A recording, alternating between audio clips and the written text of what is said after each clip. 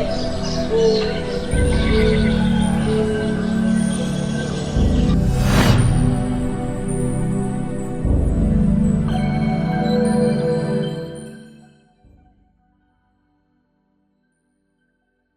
everyone, my name is Sarah and today we have with us Sami Shaban.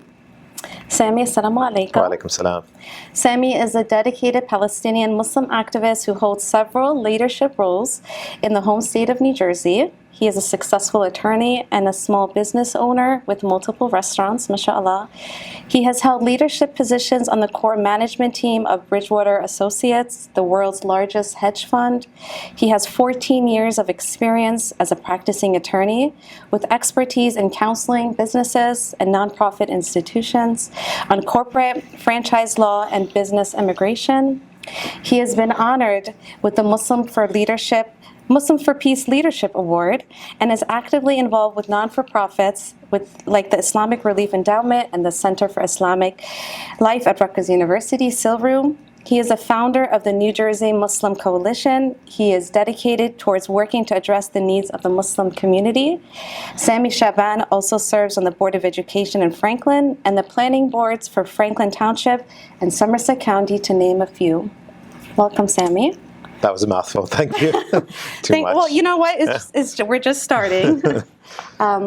So, Sami, thank you so much for joining us today. I know this is your first podcast with Muslim for Peace. Can you talk a little bit about your experiences growing up as a first-generation Palestinian American and how you have maintained your connection to your identity and to your heritage? Yeah. Well, growing up, I mean, my mother was born in Gaza and my father was born in Jaffa. My dad was displaced when he was 4 years old, but he remembers that. He remembers his family being removed at gunpoint from his home in Jaffa all the way down into northern Egypt at that time, and then back into Gaza just a year or so later. So growing up, I sort of had that historical knowledge of where my family came from. And on the news in the 1980s, Palestinians were always painted as sort of like the villains, right? And so for a large part of my youth, I actually hid the fact that I was Palestinian. I wasn't proud of it. I felt like, my parents grew up in a way that they were sort of pushed around, and I kind of grew up that way. My parents were divorced when I was very young, 5, 6 years old. And so my mom was working long hours. So growing up, I didn't have like a strong support system. It's actually part of the reason why I have so much energy and fuel to sort of change that narrative now for my kids, to be able to help all the other Palestinian kids and all the kids that come from these types of situations around the world to be able to feel proud about their roots, feel proud about what their heritage is and where they come from, right? That's sort of the parallel for me. So to me, it was actually a painful youth, but coming out of that, I feel like I now have a lot of energy towards changing that for the next generation. MashaAllah. Would you please share your experiences about the last time you traveled to Palestine, when you prayed at Masjid al-Aqsa? What part of Palestine you were able to travel to? Yeah. So I haven't been able to go back to Gaza since 2008. When I went with George Galloway, who's an MP from the UK. We went on a relief mission. They only gave us 24 hours. In fact, they said, anybody who's not out within 24 hours, we're going to lock in. So we had waited, I think, almost 2 weeks in Egypt, just appealing and pleading to get in. We got in, and then we got out. But that was the last time I was able to get into Gaza. The last time I went into Masjid al-Aqsa, though, was in 2018, when I went with my son, Kareem, my eldest son. And we went there for a week, actually. And we just enjoyed it. It was fantastic. The entry, of course, there's always scrutiny for people that are of my background, that are Palestinian, that are Arab, that want to go. And so there's lots of questions. You wait in the airport for hours on end. Every time, once you pass that, every time you want to actually gain access into Masjid al-Aqsa, there's a security team that gives you a whole lot of headache. But in the end, it's one of the most beautiful, magical places on earth. When you stand there, you realize the weight of history there. I mean, we believe that Masjid al-Aqsa at one point had every single prophet to ever exist on its property, right? It's the second house of worship. I often joke with my kids that, everybody on earth is Palestinian, right? Because Prophet Adam moved from Mecca to Jerusalem and settled there, and he's the father of us all. So we're all from that area. That's right. Have your boys been able to travel to Palestine other than Kareem? Not yet, unfortunately. We're planning. We were actually planning to go last year, but of course, with everything that's happened over the past year, but hopefully, inshallah, in the next year or two, we're planning to take them. Inshallah. And you, I'm sure, encourage others to travel and visit Mashal Aqsa as well. Oh, yeah. Yeah. Actually, when I was at Harvard, we organized an entire group of students from the Kennedy School, the law school, the business school, about 300 students. Actually, over spring break, they're called treks. The most popular trek of all of them is Palestine. Some treks only get 10 or 15 students interested. We had 800 students interested that we had to whittle down to 300 to take. And for some of the students that came back, they actually said that that was the most powerful moment in their Harvard experience, and in fact was worth the entire price of admission to go to Harvard. Just seeing, all of the beautiful aspects of it, and then also the painful aspects. Like when you go to a place like Hebron or Khalil, where you see a road where if you're not Muslim, if you're not Arab, you can't walk down it. So all of these black students were reminded of what the civil rights movement looked like in America, where you had the haves and the have-nots. You can't walk down the street if you're not of a certain religion and a race. You have to go this way. This side has beautiful homes, well-curated lawns. This side looks like a ghetto. And in fact, the parks that are in there are named after people that are famous for having killed many, many Palestinians that are nestled within those townships. And so there's pain upon pain. And when you bring people from the outside that are used to the American freedoms and they see this with their own eyes, it shakes people to their core and really brings out something inside of them that something's got to change. This isn't right. So, Sami, myself, I'm from Iranian background, as you know, and I've unfortunately never been able to travel to Al-Aqsa. I would love to. My girls ask me all the time to take them, inshallah, one day, very soon. But for somebody who's not Palestinian, inshallah, once this genocide is over and we do travel to Al-Aqsa, what are some, I guess, what advice would you give us? I know, we would travel to the airport. After that, what happens? Is it easy to enter the masjid? What kind of questions are we going to be interrogated by the IDF? Yeah, you'll probably face a fair amount of interrogation. And by the way, this landscape is changing. Many of the folks in Israel, many of the Jewish folks in Israel see the Palestinian plight, and they're sort of on our side in terms of that. There's so many beautiful Jewish people that are standing side by side with us. So this is nothing to do with race or religion or anything like that. But you will face a certain amount of scrutiny because if you wear a hijab, they will notice you immediately. If you look more Arab or if you look more South Asian, you will face a lot of scrutiny. And for me, it's 4, 5, 6 hours at the border, whichever border you choose. Every time you enter into Aqsa, there's a variety of questions. Sometimes they'll just say, read Surah Al-Fatiha or say that, like things that are almost degrading in a sense. So in a lot of ways, I would refuse. And I would say, no, I'm not going to do it. Right? And you just kind of push your way. But to varying degrees, I look at that almost like, look, we still have access, let's be patient with it. And when we talk to the people that are there, they say you need to keep coming back. Because the moment you stop coming back is the moment that other folks will close all access to it. Mm-hmm. So you need to keep going back because that's sort of the lifeline for keeping that access available. So I would not only highly encourage, I would almost say it's like part of what we need to do is go visit. It is one of the 3 mosques that we're supposed to visit in the world. And so besides all the spiritual aspects, it's okay to have a little bit of pushback. And in all the times that I've gone, I think I've only seen one person ever get fully rejected from going. Right? So if you're patient and you go through it, you'll be fine for the most part. Inshallah. So talking a little bit more about your boys, I know you mentioned that Kareem has been to Mashal Aqsa. Mashallah, you're a father of 4. Yeah. And your eldest, Kareem, who's a freshman in college, and your youngest is 6 years old? 7, yeah. 7, Mm-hmm. Okay, 7 years old, mashallah. What are some stories or traditions from Palestine that have been passed down to you through your parents that you would like to pass down to your children as well? I mean, so many of the beautiful aspects of Palestine. When I took Kareem around, just showing him what Palestine looks like, how within an hour drive, you can be on one of the most beautiful beaches with the most fluffy, beautiful sand. You could be in the desert of Akka. You could be at the Dead Sea with all of its history. You can be at Jerusalem, where within a 5-minute walk you can be, and I've done this, you can walk from Masjid al-Aqsa to the Wailing Wall to the Church of the Holy Sepulchre in a 5-minute walk. All of this can be done within 1 hour. Where else can you go to the rolling green hills, to a desert, to an ocean, to one of the most historical places on earth, all within 1 hour of each other? And so a lot of the beauty that's in Palestine has been sort of passed down. A lot of the traditions around food, although they still love their burgers and pizza, but we're trying to convince them to have that love and affinity for Palestinian food and culture.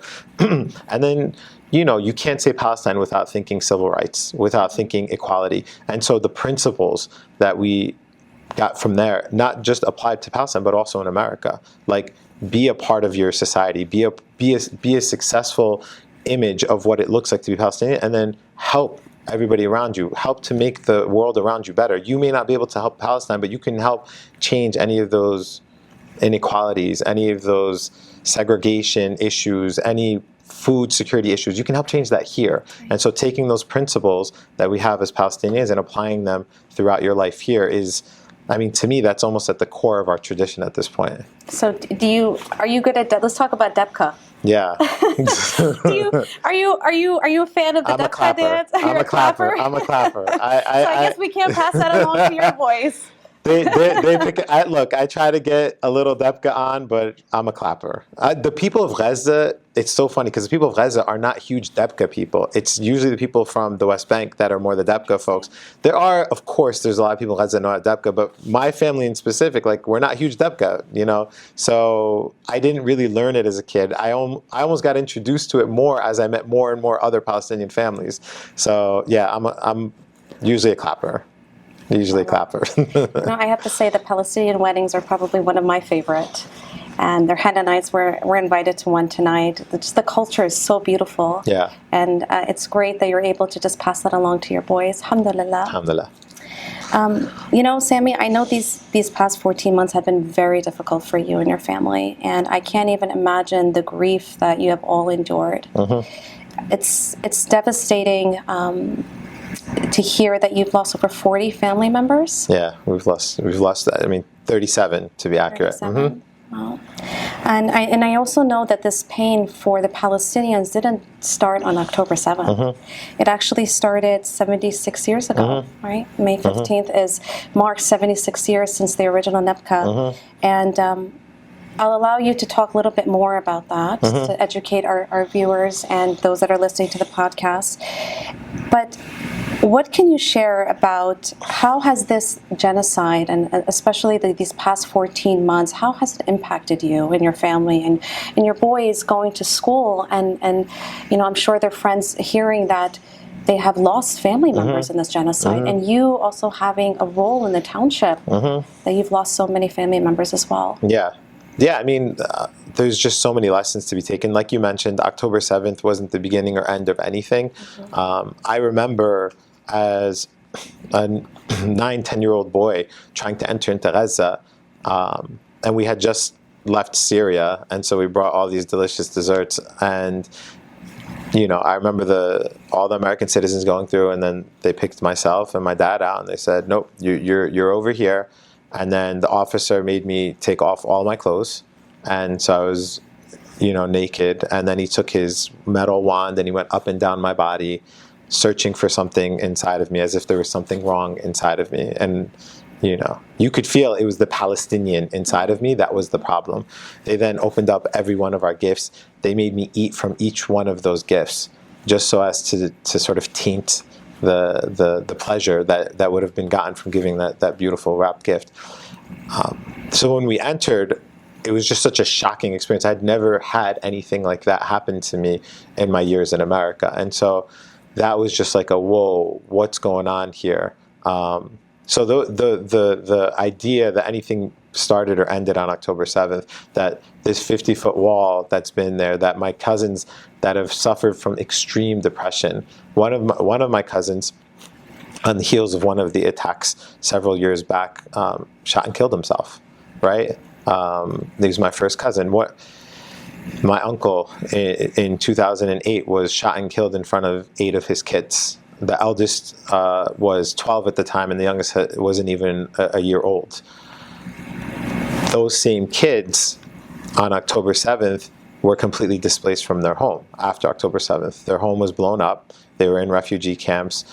One of them, actually, at some point, he was telling me, because we now visited them, they're in Egypt now. He said at one point, it got so bad, Sami, I swear to you, that I actually turned around while they were firing at us. I put my hands in the sky and I started yelling at God, saying, take me now. And I was praying for one of those bullets to hit me, right?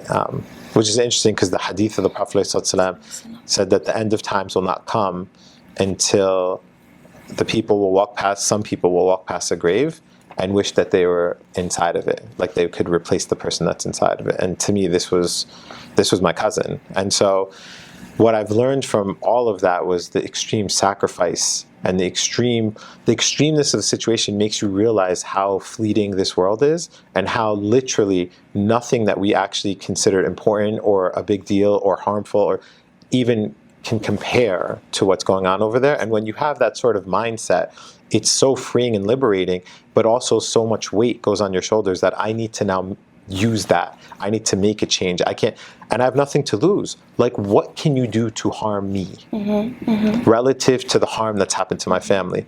What can you offer me that would be of any incentive of this world that's so fleeting that I have, my uncle was just blown up. One day he's here, one day he's not. My cousin, who didn't even reach a year old, was just gone in that same explosion. And so the lesson there to me is prioritization, it's perspective, and it's this weight of working. Like, you must work. You have that freedom. In fact, one of the people when we called was like, when they heard all the sympathy going towards them, they said, no. God is taking care of us. It's actually you all that are being tested. So what are you all doing? Like, that's on you. And that's really the question we have to answer right now. What are we doing? How are we taking those lessons and applying them to our day-to-day life? And if you're not doing anything, then what more do you need? What more lesson do you need than what the people of Gaza have taught us? Yeah, and I think, Sami, it probably goes back, all of these stories and the experiences that your family has gone through goes back to the fact that you are the voice of the voiceless for these people. And Allah has put you in a position where you're an advocate for all of them. Yeah. Well, I mean, you're able to share their story to educate all of us as to what has been going on, unfortunately, for the past 76 years. Yeah, I mean, we have that shared responsibility now, right? Yeah. The Prophet ﷺ, when he gave us that agency, when you see something evil, you have to change it with your hand, and if not your hand, then your tongue, and if not your tongue, then with your heart. And to me, that's what leadership looks like. Leadership is about giving agency to other folks. It's not about having one voice for everybody. It's about creating a structure where all the voices need to rise up. And it's with that, and especially in this country, that we're going to actually see that change. When everybody, whether they're Palestinian or not, actually starts standing for this cause as a directive from their prophet, all the Muslims, and as a directive from their country under the Constitution, right, to when you see something wrong, you have to change it. That's a truly American concept. In either case, and for Muslims, it sort of doubles down. That's what makes us change. That's right. So, Sami, talking about change and what you've been doing, you're involved in many different organizations, mashallah. You have a lot of leadership positions in town. And how do you use your platform to advocate for the social justice and the humanitarian causes, not just for the Palestinian brothers and sisters, but also for the Muslims? And I know that you're also very dedicated in eliminating food insecurity in your town of Franklin Township. So talk to us a little bit about that. Yeah, I think it's the same principles throughout, right? It's what have I learned and how do I apply it? What I've learned is that we need to use our lives before we're dead in the highest and best use that we can. Where is it that we can put our energy that can help in any way? And I don't think the Prophet, peace and blessings be upon him, limited his help to just Muslims. He did it for everybody. So we do have the Food Insecurity and Safety Coalition, FISC, which is, according to the governor's office, the only one of its kind in New Jersey that was brought together by Muslim leadership. I'm proud to say that, right? We're not the only ones a part of it, but we're the ones that help convene it. And through that, our goal is simple, to end food insecurity in our township. And our township suffers from almost half of the students in our school district can't even afford lunch or breakfast. And so we help provide that to them and a number of other things. It's the same principles, though, that keep me moving for every one of the initiatives. It's you have to make the most out of your life. When you fast forward to that last breath that you take, what is the final thought you're going to think? It's not going to be anything related to having made more money or having spent more time at work. It's going to simply be, how did I use my life? And if you take these principles, especially the ones that the people of Gaza have taught us about the fleetingness of the world, about the prioritization, then what you will do, any sound, reasonable person will put all of their maximum efforts towards helping everybody around them. Because the Prophet ﷺ said, the best of you are the best in service to others. And so it is through that service to others that we will actually meet our own almost self-actualization, to use like a Maslow term. But that's how you will reach the epitome of what I think the prophetic model is trying to do, to serve others. MashaAllah, and you do a wonderful job doing that. Alhamdulillah. We try. Alhamdulillah. So, Sami, you've been invited not only to speak at the 18th annual Prophet Muhammad Interfaith Conference, but you're also receiving a Muslims for Peace Leadership Award. Congratulations. Thank you. What do you believe are the principles of leadership? Yeah, I think a true leader is one who creates space and agency for other people to voice their needs and to do their own advocacy. I think it's a mistake when people think, I need to be the leader, here I am up front, and here's everybody else. I think the leader actually sits back and says, what does this community need? And how do I help push all these people forward so that they can go get what they need, so that they can be empowered for what they need? And in any way that you can help to facilitate that agency, in any way that you can help to empower that, that's true leadership. So oftentimes it's actually not being the person in the front, but it's the person who's in the back who's trying to help push and pull wherever is necessary to create those agencies so that people feel like they can do that. And I feel like the prophetic model was always giving us that. It wasn't, I am the prophet, follow me, and through me you'll get to that. It was, I am the prophet, and here is my model, here are the principles, and now you follow them. And through that, you'll find your success and push the whole world forward. And the more that you can do that, the more you'll actually be like the prophet, right? So that was the whole point, alayhi of the message, right? And so that, to me, is what actual leadership looks like. That's what true leadership looks like, creating agency for others. So that actually ties into my next question, is that I wanted you to share your perspective on the importance of strong ethical and moral codes and leadership. And I love the fact that you keep on bringing up the hadith of our Prophet Muhammad sallallahu alaihi wasallam in your everyday life, and especially in your leadership roles and your organizations that you have as well. And how do you think leaders can balance competing interests and priorities while staying true to their values? Because we do have, I'm sure you know as well, politicians or leaders that tend to kind of put on their back burner what their values are, what their deen and their faith says. But talk to us a little bit more about the importance of staying true to who you are. Yeah, I think having a leadership role. I think any leader that's worth their weight in salt is going to have principles that they stick by. When people see those principles, they respect them. Even with my kids, I tell them, when you need to go pray, tell your friends you're going to go pray. Don't tell them that you're going to go to the bathroom or you need to take a break or something like that. When you do that, and if they catch you, oh, you said you're going to the bathroom, well, what are you doing now? They'll lose respect for you. But when you stand firm on what you believe in, people respect that.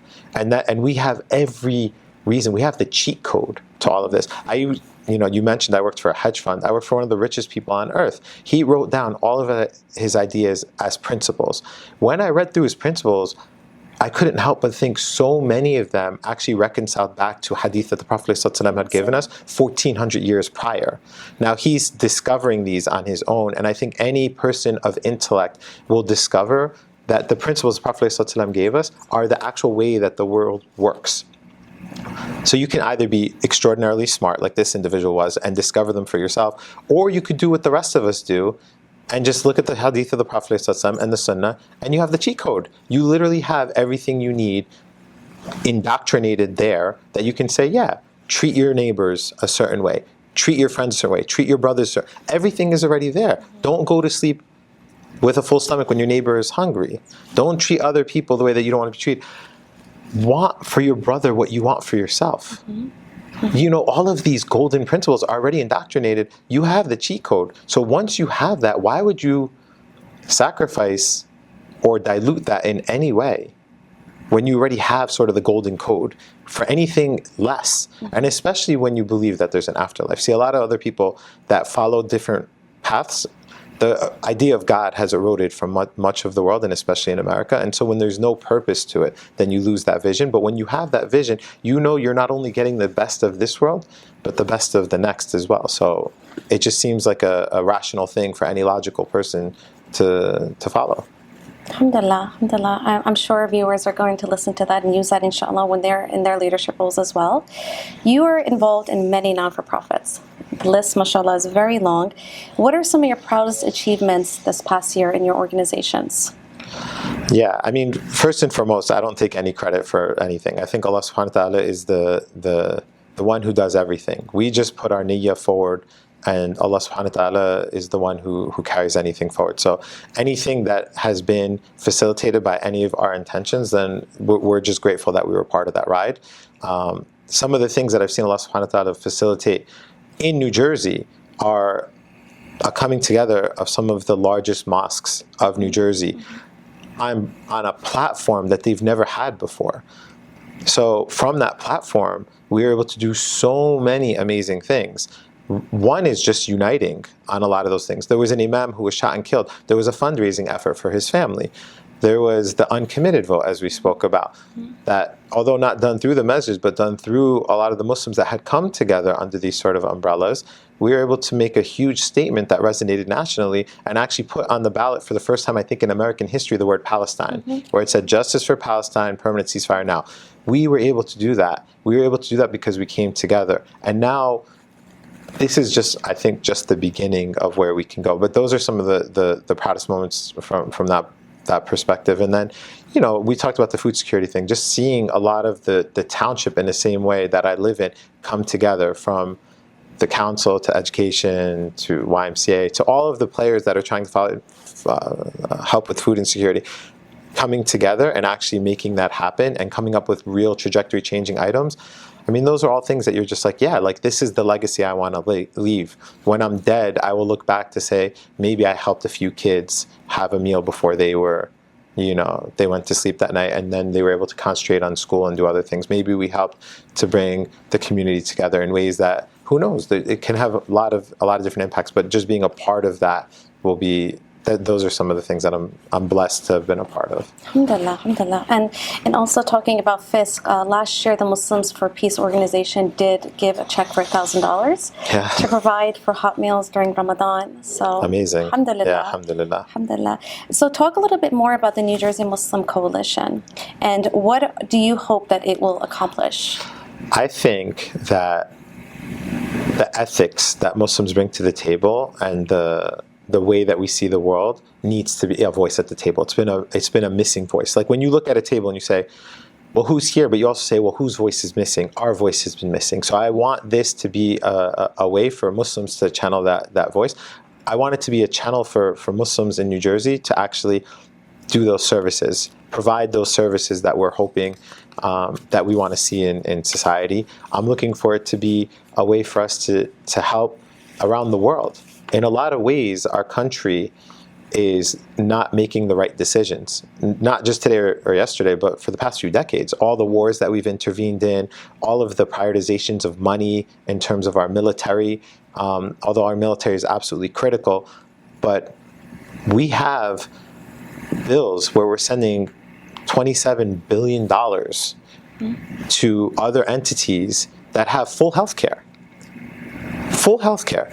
And we have no full health care in our own country. Well, who made that prioritization call? Why are we doing that? Like, where is the voice to say that we have folks that are hungry? We have folks that need to go to college. We have folks that are jobless.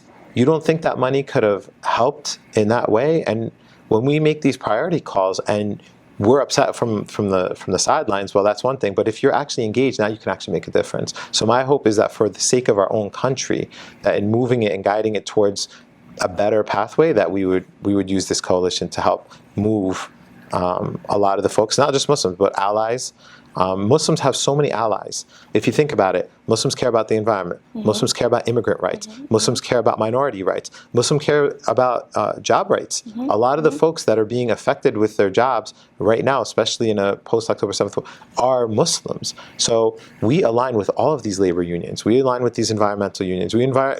There's so many. Sami, you talk about the fact that Muslims need to get involved in different organizations, right? How do we get the youth involved? Especially being a father of 4, how do you motivate your boys? I think it's about moving out of the way. I think the youth want to be involved. I mean, look at what they've done on these college campuses. Look at what they're doing across the world. Look at somebody like Greta Thunberg, who, at such a young age was able to make such an effect on environmental. And by the way, she got arrested for her stance about ceasefire. So there's a lot of intersectionality, like the last point we were just talking about. So why is it that we think that we have to do anything other than give them the confidence that they can lead, and then give them the positions to do it, give them the funding to do it? So I actually think in a lot of ways, it's us moving out of the way, giving them that platform and empowering them. My son has been at Rutgers for like 2 months and he's already on the student council. And I'm like, good, go change things that you see wrong. Give them that power, give them that autonomy, give them the confidence that they can do it. They're going to make mistakes. They asked me, some of the college kids, what should we do? I said, I have no opinion. Because anything I tell you is going to be boxed in. I'm an old guy. You guys are coming up with things that I couldn't even think of. So please keep doing that. And when you need sort of maybe more particular advice, or you need funding or things like that, we'll bring you food, we'll support you. But you guys lead, and you give them that agency, that autonomy to lead. And mashallah, they're doing a wonderful job. I mean, you've been a student in campus, I've been a student in campus, and we've seen the impact that it's done on college campuses. Not just, I know, at Rutgers, Princeton, there's other campuses, other schools that in campus have happened at as well, but it's just all over the United States that they've been happening. Yeah, and I mean, out of the hundreds of encampments, there's only 4 that we know of that actually got a negotiated deal. Rutgers was one of them. And through that, one of the biggest things is they accepted 10 students from Gaza. That's trajectory changing on full ride scholarships. So those kids are going to be able to go to college, have free school, free boarding, free meal care, free health care for all 4 years. That is trajectory changing for those. And that was done by the students. They did that. So it's just an example of when you give them that sort of, and even if you don't give it to them, they're going to take it. But if you give it to them, it'll move even that much faster or facilitate it for them, yeah. MashaAllah. So let's talk a little bit about your business and your professional experiences. Before your current roles, you worked for a major hedge fund, and you went back to school for a graduate degree in public administration at Harvard. What inspired you to change your careers and pursue another degree after law school? And do you currently practice law as well? Yeah, so I do practice law, but more limited and more in line with sort of what I'll get into. But I was working for the hedge fund. I was working as a chief of staff for the CEO, had a great position, had a really good outlook in terms of financial prospects, but it wasn't settling well with me. I wanted to help change the world in a more direct way, and I felt like making rich people richer. I mean, that's probably a little oversimplified, but it just was not what I wanted to do with my life. And so I left the hedge fund. I actually took a 90% pay cut. So, Angie, my wife, was kind of like, are you sure that we're, literally 90% to start my own law firm with a few friends. It was through the legal practice, though, that I saw a lot of systemic issues. One of my children has dyslexia and ADHD, severe learning challenges, and so we actually had to go to the township, and we had to go back and forth with the township over years to get him the education and the out-of-district placement that he needed for his condition. I said, this is unnecessary. Why are we doing this? So I said, rather than fight this, let me jump onto the Board of Education to help make that change, right? And I feel like we've helped make some of those changes.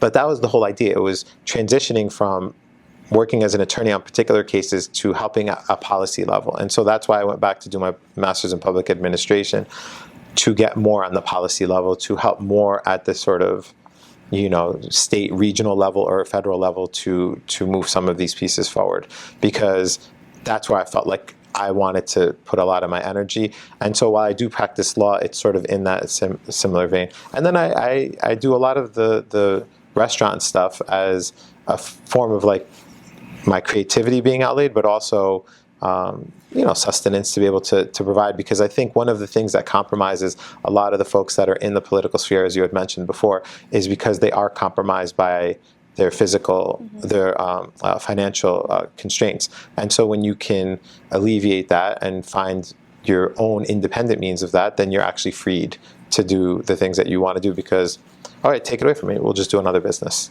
right? And so that's sort of my general outlook on life and the pathway. Mashallah. And one of your businesses, your restaurants, is actually one of the places I love to dine in. So, and I'm sure most people do as well. Mashallah, may Allah continue to give you barakah in all of your restaurants. So talking about the Board of Education, you are the Vice President of the Board of Education in Franklin Township. You are also on the planning boards for Franklin Township and Somerset County. You are on the MLK Foundation. The Franklin YMCA Steering Organization, the Somerset Democratic Executive Committee, and obviously the founder of FISC. So what does your unique perspective bring to your roles in these organizations as an attorney and as a community advocate? Yeah, I feel like as an attorney, you do bring a lot of that analytical side, but to me, actually, a lot of the principles that I learned from my faith are what drive me to do all of these things. So a lot of them are centered around upward mobility, right? So when you think about, well, what stands in the way of upward mobility? Well, at the very baseline of it, it's food. So we have to make sure that our township is fed, that our kids are fed. Because even as a Board of Education member, if they're walking into school and they can't find something to eat. One of my friends, Jimmy, who actually now is on the Board of Education, but he's one of the reasons why I joined, because he was telling me, he was the assistant coach on the football team. A few of the players had come up to him and said, we're real tired. He's like, well, did you guys even eat breakfast? And he was getting on them for that. And they're like, no, coach. He's like, how are you going to show up to practice? You didn't even eat breakfast. It was the summertime. He says, coach, we don't have any food at home. And that shocked me. And I was like, wow, my town, there's people that they don't even have food right now. And so I was like, no, we need to fix this. Right. So if we're going to even worry about school, the first thing we need to worry about is food. The MLK Foundation, which is the Martin Luther King Foundation, providing scholarships. So, okay, so now you've helped provide food. You've helped educate. Well, now you have to get them to the next level of education, right? So now you have to give them the scholarships, and that's what the MLK Foundation does. Now, all throughout, you have to give all types of ancillary services to help those kids, to empower them to learn how to swim. Not learning how to swim is the number one killer for kids up to, I think, 4 or 5 years old, right? And so that's my involvement with the YMCA. So all of it is sort of centered around like the baseline of protecting kids, their healthcare, their welfare, and the upward mobility. It's sort of all around that. Even the planning board I consider to be part of the master plan of the town, the planfulness that we need to have at the town and county level to think about these things, like the roadways of. So when we did our analysis through FISC, we found like the major constraint was transportation for a lot of food insecure people. That was a huge constraint. So how do we fix that? Well, you fix that at a planning level. So anyway, all of these things sort of intersect, but it's the same core values and the same core principles that sort of drive the work in all of them. Nice. So Sami, we're reaching at the end of our podcast, and I know you are going to be one of our speakers, and you're going to also be awarded an award, so I don't want to take too much of your time, but what is the most important message that you would like for our viewers to hear about coming from a Palestinian American, about ways to get involved in organizations and different initiatives, how to make change in our community, not just within their town. I'm sorry, not just within their town, but statewide as well. I think different people are going to change things in different ways. Everyone's got sort of their own limitations and capacity. Like some people are, working 80 hours a week, and they, so how do you find time there? Some people have, several health challenges or things like that. Other people are constrained in certain ways. So to your ability, to what you're able to do, take the lessons from the people of Gaza. Take how they've sacrificed everything, how they literally have nothing else but God. Put yourself in that realm of needing nothing else but God to sustain you. And what can you do to now help the people around you? And for some people, it will be maybe just helping with a few kind words, right? For some people, it will be donating a few dollars. For other people, it will be throwing yourself fully into a nonprofit role, joining your local civic boards, joining your board of education. For other people, they might want to make it their career. And I think to each person, it looks a little different, but I think the essence of it is you come from a place of, I want to please God. I want to do the best that I can. And where I can really show that is through this sort of advocacy and channels of helping the people around me. Alhamdulillah, mashallah. Thank you so much, Sami, for taking your time and doing this podcast with us. Thank you for having me. Thank you so much.